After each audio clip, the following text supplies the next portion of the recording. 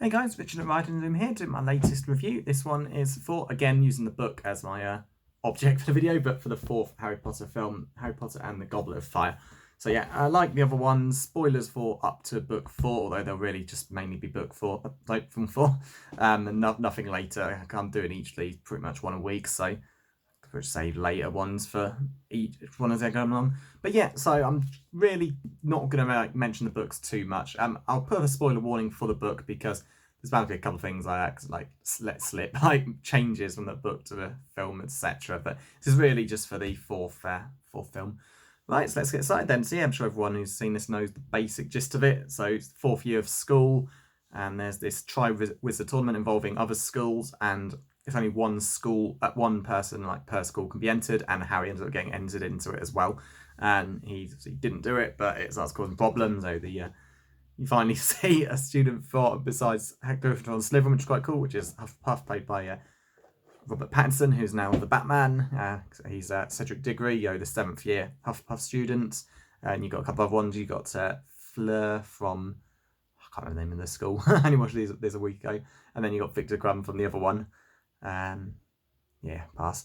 And then Harry's entered as a fourth one, which is meant to have it's supposed to be one per school, but the cut rules stand, and yeah, it has ultimately someone's put Harry's name in, and he starts like people fall out with him because people think he's still like trying to get attention. Ron has a big fallout because he's just tired of basically being second best to Harry.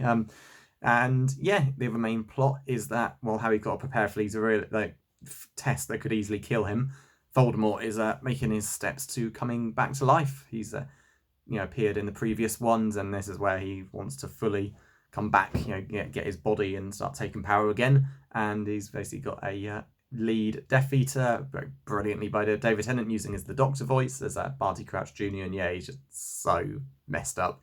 You can really see the evil in there. He's got these great tics, so he's like licking his lips repeatedly. He's like, yeah, this guy is up to no good. And then you got the other main character of the film. Really, it's just their new Defense Against Dark Arts teacher, Mad Eye Moody, who's pretty awesome.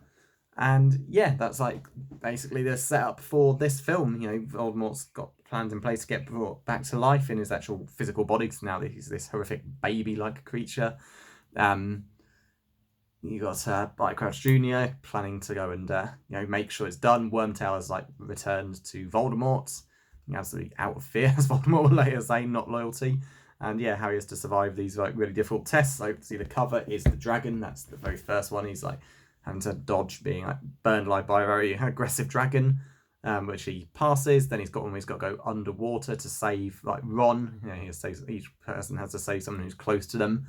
But yeah, Harry ends up not winning. He would have won because he gets there first, but he ends up trying to save the others when their rescuers don't show up. So he ends up getting given bonus points to finish second. And then the third one is it? That's my best Barty Crouch impression there. God, what's the third one? Third one is is it the maze? Yeah, it is. Yeah.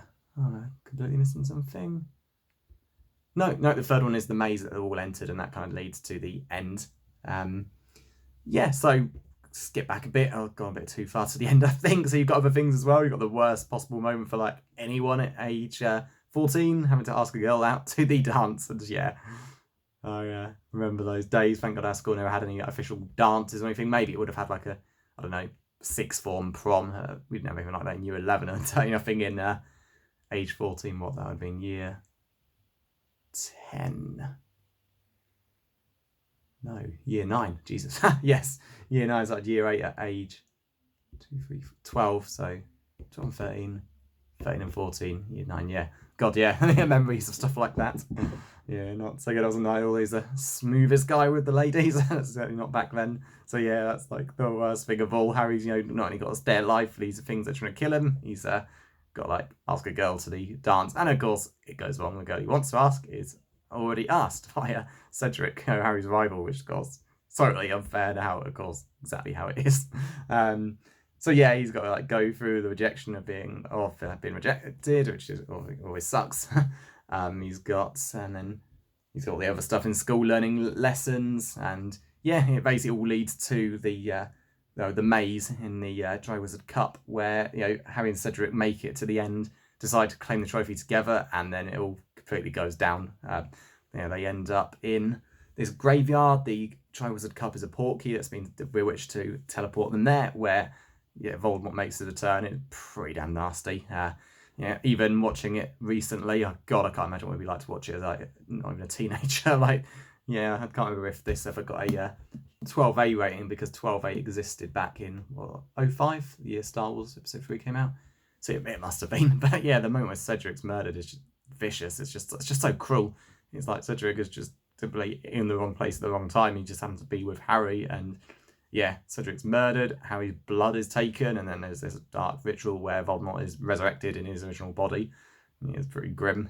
Wormtail doing all this on Voldemort's orders, chucks Voldemort's baby body into this cauldron, and takes a bone from Voldemort's dad's skeleton, cuts his own hand off, and then takes some of Harry's blood as well. It's pretty nasty, and just Voldemort comes back, summons his Death Eaters, and they just crowd around while Voldemort's in town murdering Harry. It's just terrible. I mean, see some of the Death Eaters just the bad guys who have got terrible kids like Crabbe and Goyle, but then Lucius Malfoy's got a son, and yet he's got no issue with Voldemort trying to murder a boy the age of his son.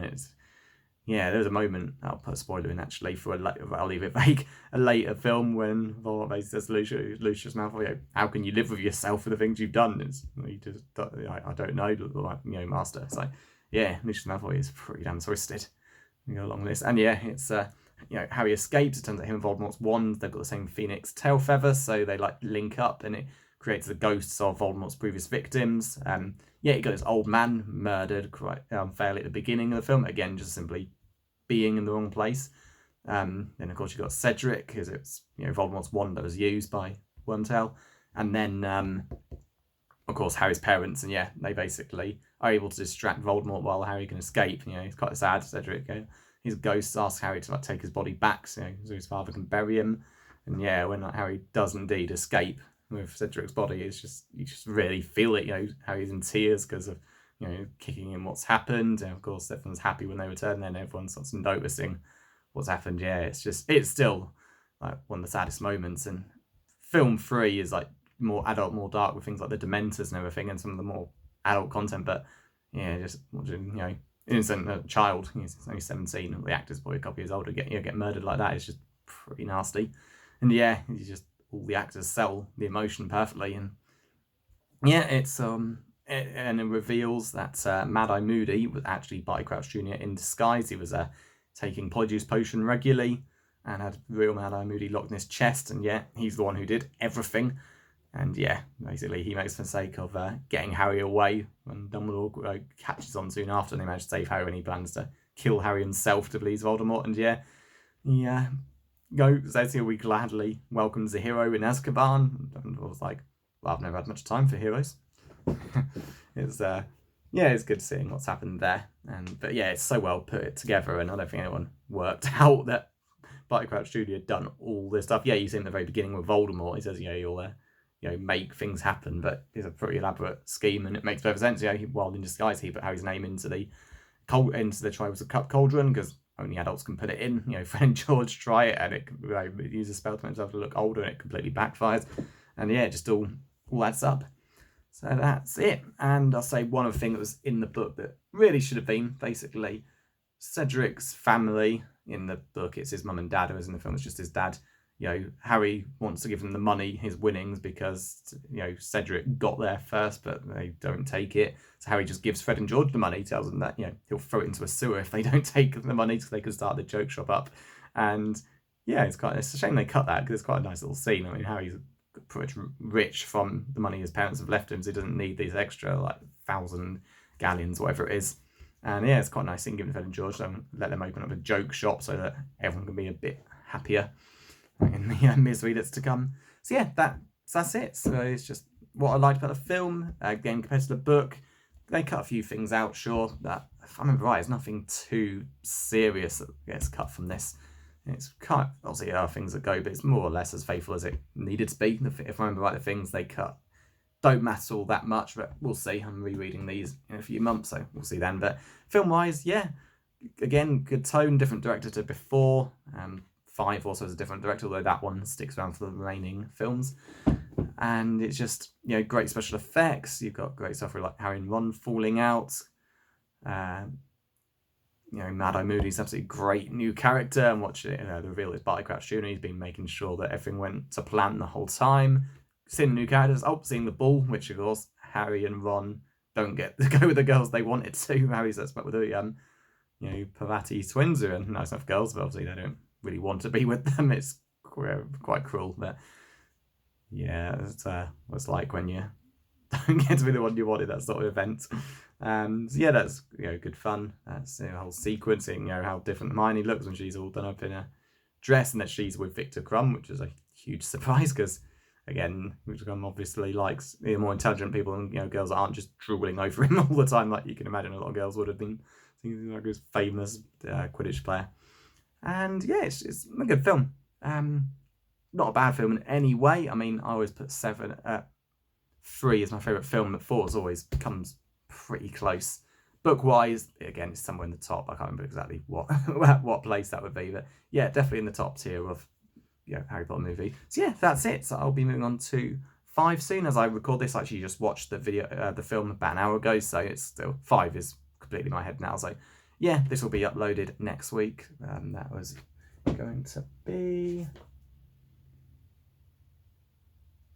Saturday 4th. Yeah, every Saturday I'm still sticking with Harry Potter uploads. So that's when this one will be up, and then Order Phoenix should be the week after. But that's it. So thanks for watching. If you enjoyed it, please like and subscribe, and I'll see you next time.